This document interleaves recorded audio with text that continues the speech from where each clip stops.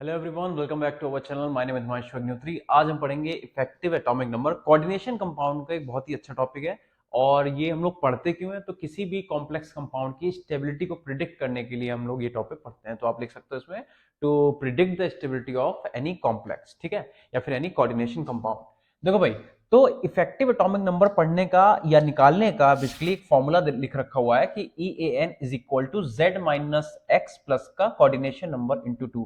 मैं आपको बताता हूं, Z का मतलब है यहाँ पे एटॉमिक नंबर से। एटॉमिक नंबर किसका? सेंट्रल मेटल एटम का, मतलब जो भी डी ब्लॉक या ब्लॉक एलिमेंट हमें सेंट्रल मेटल होगा उसका एटॉमिक नंबर। एक्स का मतलब हो गया ऑक्सीडेशन नंबर, ठीक है, oxidation number. Again oxidation number भी किसका? जो भी हमारा सेंट्रल मेटल एटम होगा उसके ऑक्सीडेशन नंबर की हम बात करेंगे। एक चीज यहां पे लिखी कोऑर्डिनेशन नंबर इंटू टू। तो कोऑर्डिनेशन नंबर में आपको क्या ध्यान रखना पड़ेगा कि जब भी आप कोऑर्डिनेशन नंबर निकालोगे तो ध्यान रखना, कोऑर्डिनेशन नंबर का मतलब होता है नंबर ऑफ कोऑर्डिनेट बॉन्ड। अब आपने पढ़ रखा है लिगेंड्स आपके कई टाइप के होते हैं। एक न्यूट्रल लिगेंड है, मोनोडेंटेड होते हैं, फिर बाइडेंटेड होते हैं, ट्राइडेंटेड, हेक्साडेंटेड, ईडीटी आपने पढ़ रखा होगा। तो कहने का मतलब कोऑर्डिनेशन नंबर आप कैसे निकालोगे? कोऑर्डिनेशन नंबर निकालने के लिए आप लिखोगे number of ligand and into में उसकी जो भी डेंटिसिटी होगी,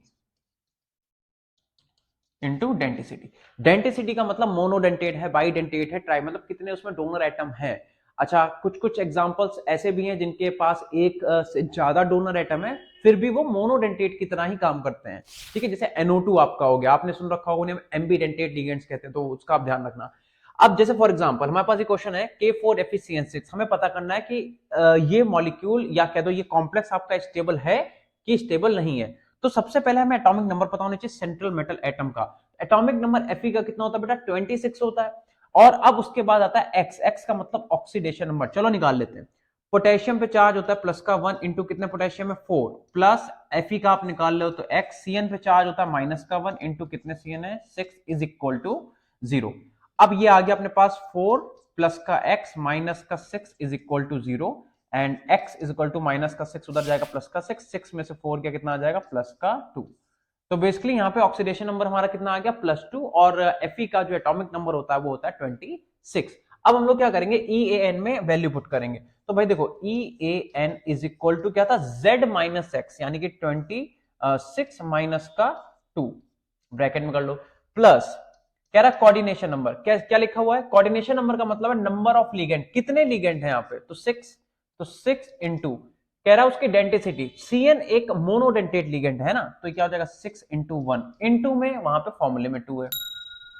तो बेटा ये 26 माइनस 2 कितना हो गया 24 एंड प्लस 6 टू जा 12, तो ये कितना आ गया अपने पास 36। अब आप कैसे पता करोगे कि हमारा जो एटॉमिक इफेक्टिव एटॉमिक नंबर आया, तो अब इस इफेक्टिव एटॉमिक नंबर से कॉम्प्लेक्स स्टेबल हुआ कि नहीं हुआ?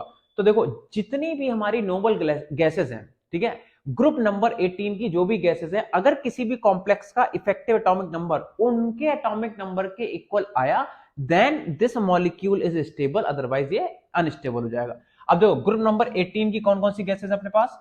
हीलियम हो गया, नियॉन हो गया, argon, krypton, xenon and radon. एक चीज ध्यान रखना, ऑल्दो इस बात का इस टॉपिक से कोई लेना देना नहीं है, बट ऑल्दो फिर भी आपको पता होना चाहिए।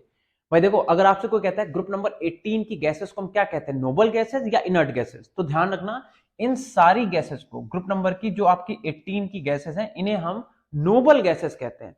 इनर्ट गैसेस किसे कहते हैं? इनर्ट गैसेस भी यही हैं लेकिन सारी नहीं, सिर्फ स्टार्टिंग की 3 गैसेस को ही हम इनर्ट गैस बोलते हैं, ये बात ध्यान रखना। इनर्ट वर्ड का मतलब होता है जो नॉन रिएक्टिव है।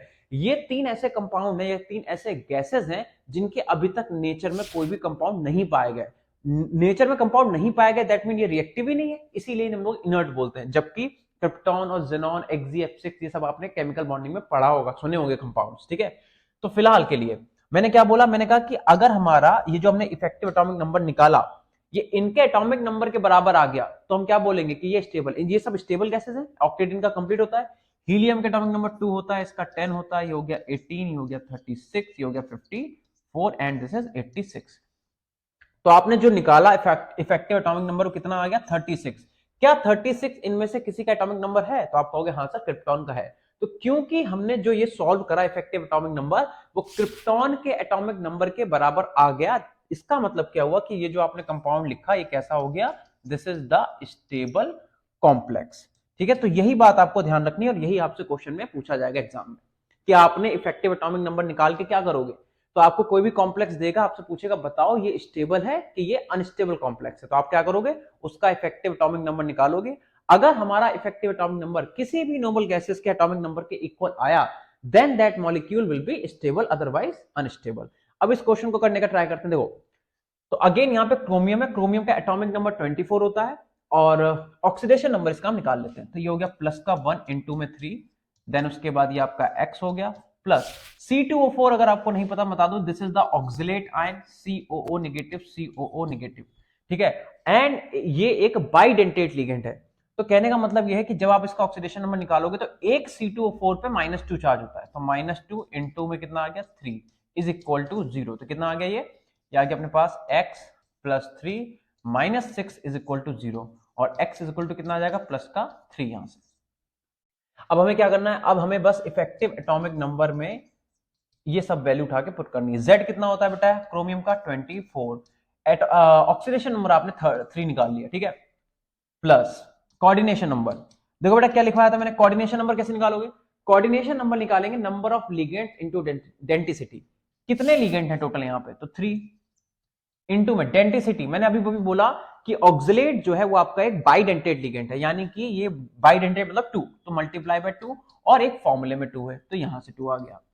अच्छा, अब 24 माइनस 3 करोगे 21 आ जाएगा, 3 2 जा 6 2 जा 12, ये आ गया 12। अभी कितना आ गया 2 और 1 3 और 2 और 1 3। क्या 33 किसी भी इनर्ट गैस या कहते हैं नोबल गैस का एटॉमिक नंबर है, तो आपका आंसर होगा नहीं है। तो इसका मतलब ये एक अनस्टेबल कंपाउंड निकल के आ गया, अनस्टेबल। आई होप आपको ये जो कॉन्सेप्ट है समझ में आ गया होगा। भाई इफेक्टिव एटॉमिक नंबर का एक क्वेश्चन आपको हर हालत में पेपर में मिलेगा ही मिलेगा, तो छोटी सी वीडियो आप देख लोगे तो आपका काम हो जाएगा। ठीक है, आई होप आपको अच्छे से समझ में आया होगा। Thank you.